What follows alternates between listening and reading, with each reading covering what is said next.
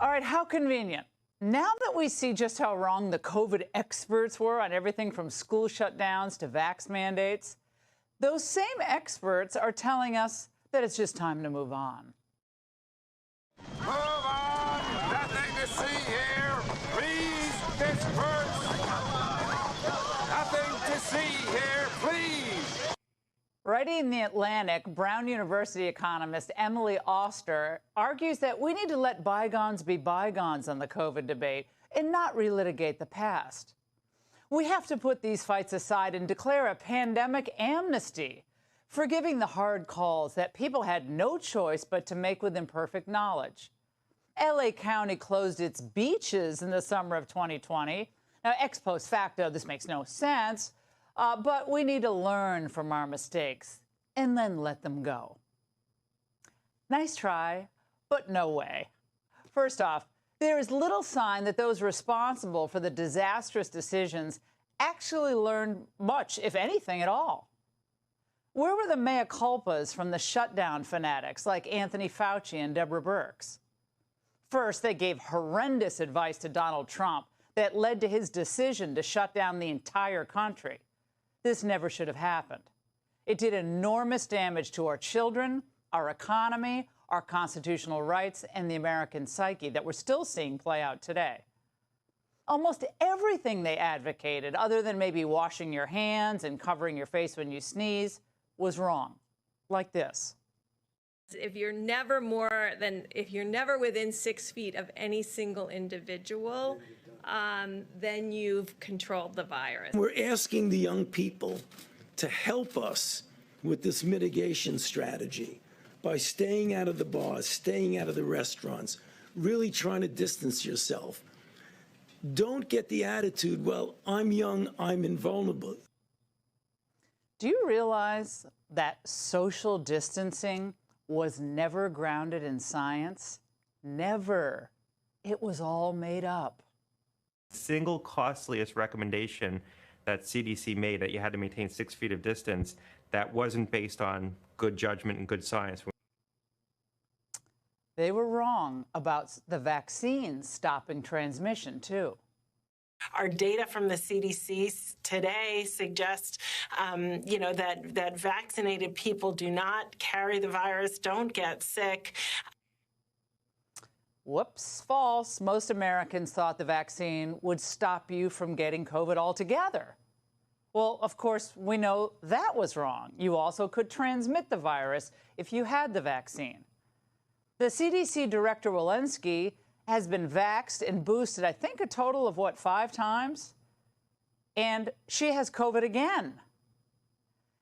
They were wrong to dismiss natural immunity as well. It turns out acquired immunity through previous infection does, in fact, provide durable immunity from future infection, and it certainly lessens your symptoms if you get it again.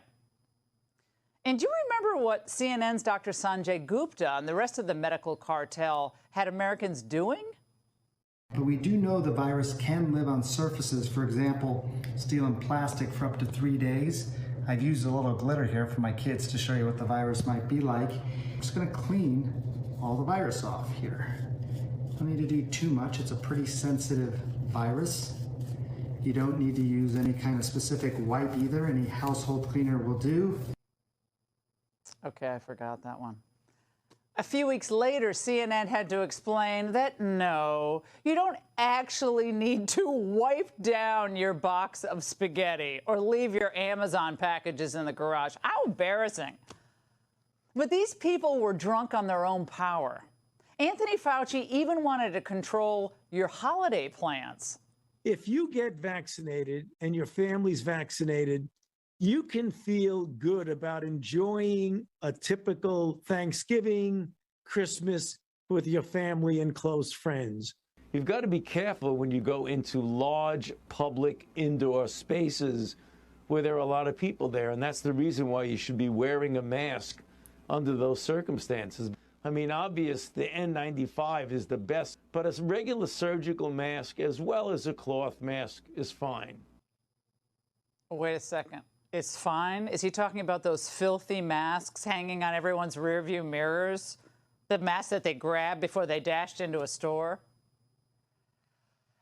Perhaps the worst part of all of this was the vicious campaign to smear and deplatform anyone who questioned their pronouncements, including world-renowned doctors and researchers. Remember the Great Barrington Declaration? From our top academic institutions, they even blacklisted people. These people have been threatened and excommunicated by medical associations and, of course, social media platforms. And despite how wrong the so-called experts were on a myriad issues, the retribution against dissident doctors continues to this day in the name of protecting public health and combating the spread of dangerous disinformation. How ironic, since they're the worst purveyors of it of all. Famed cardiologist and member of my medicine cabinet, Peter McCullough, could even lose his board certification for what he said over the last 2+ years. He told MedPage that he's appealing the recommendation by the American Board of Internal Medicine, and he's persecuted for stating the truth that the government was playing with math on the virus's true lethality. That was another issue of his. Well, now we see that he and others who spoke about the lethality of the virus were right. A new analysis of COVID deaths shows that early on, before vaccines were available, the infection fatality rate for people younger than the age of 70 was below 1%. And for those under the age of 19, it was 0.0003%. Now, given the analysis we just read, it's less lethal than the flu to a majority of the population. That is stunning. So-called public health officials duped America. As the CEO of Pfizer, of course, he became a multi-billionaire. Governors who made the right calls, like Ron DeSantis, Brian Kemp in Georgia, Kristi Noem in South Dakota, were made out to be pariahs by the media medical cartel.